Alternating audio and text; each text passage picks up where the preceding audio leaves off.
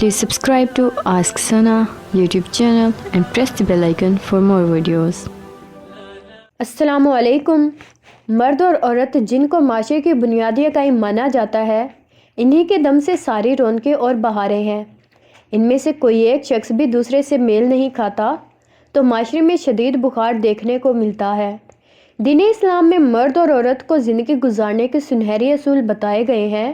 अक्सर लोगों के जहन में ये सवाल ज़रूर आता है कि बदचलन और बदकिरदार औरत की क्या पहचान है। अगर किसी मर्द को इस ज़मरे में किसी को पहचानना हो तो क्या राह अख्तियार करे। आज की ज़ेरे नज़र वीडियो में हमने इस मसले को चुना है, जिसमें इस वाक़ये की सूरत में ये बात आप पर वाज़ेह हो जाएगी। इससे पहले कि मैं इस टॉपिक पर बात करूं, चैनल पर आने वाले लोगों से गुजारिश है कि इस चैनल को सब्सक्राइब करें। एक रोज़ एक शख्स कारोबारी मामलात ख़त्म करके घर को वापस लौटा। जैसे ही वो अपने घर में दाखिल हुआ तो क्या देखता है, इसकी बीवी ज़ारो कतार रो रही है। इस सूरत के पेश नज़र शोहर परेशानी में मुब्तला हो गया। इसने फ़ौरन अपनी बीवी से रोने का सबब दरियाफ़्त किया। बीवी कहने लगी, हमारे घर के पेड़ पर बैठने वाले परिंदे बाज़ औक़ात मुझे बिला शर्ई हिजाब और बग़ैर पर्दे के देखते हैं, तो मुझे डर लगता है कि इस वजह से कोई गुनाह ना होता हो। अगर एक दिन मुझे अल्लाह के सामने जवाब देना पड़ गया तो मैं क्या जवाब दूंगी। बस यही सोचकर इसी खौफ से मैं रो रही हूँ।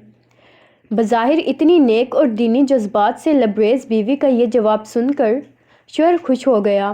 बीवी की इस दर्जे पाक दामनी, पाकीज़गी और जज्बे खुदा तरसी को देखते हुए फ़ौरन इसका माथा चूमा।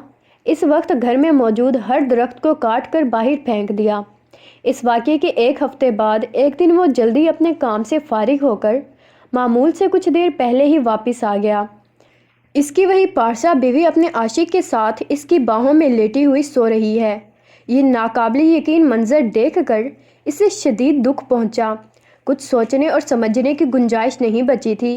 इसने इसी ज़रूरियात का सामना लिया और फ़ौरन घर और बस्तियां छोड़कर चला गया।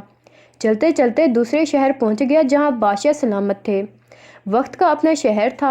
वहां देखता कि अमीर शहर के इर्द गिर्द काफ़ी लोग जमा हैं। ये मंजर देखकर जब इसने सबब पूछा और कहने लगा, बादशाह सलामत की एक कीमती तिजोरी चोरी हो गई। इसी दौरान महल के सामने से एक ऐसे शख्स का गुजर हुआ जो कदमों को फूंक फूंक कर कदम रखता हुआ संभल कर इंतहाई एहतियात से चल रहा था। इस शख्स के बारे में पूछा, ये कौन है।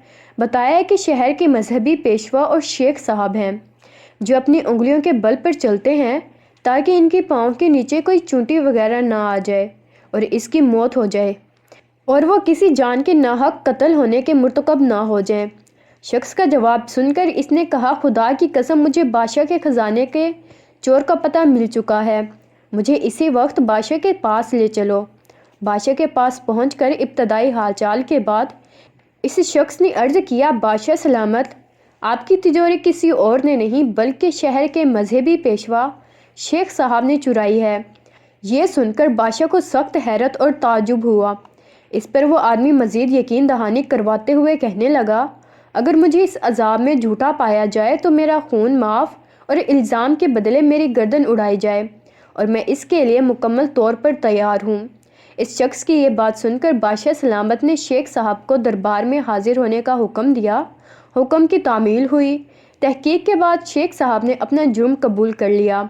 शेख साहब की इकरार जुर्म के बाद बादशाह सलामत इस शख्स से कहने लगे, ये बताओ, क्या आखिर तुमको ये कैसे पता चला कि चोरी शेख साहब ने की है, जबकि वो अपनी ज़ाहिरी शक्ल से इतने नेक लगते थे। इस सवाल का कीमती जवाब उस शख्स ने अपने साबिक़ा तजुर्बात की रोशनी में दिया था। जहाँ नेकी और फ़ज़ाइल की बयान में हद से ज़्यादा दिखावा नज़र आए तो आप समझ जाएं वहाँ किसी बड़े जुर्म और गुनाह को छुपाने की कोशिश हो रही है। अल्लाह ताला हम सबको अपने ज़ाहिर के साथ साथ बातिन को भी नेक करने की तौफ़ीक़ अता फ़रमाए।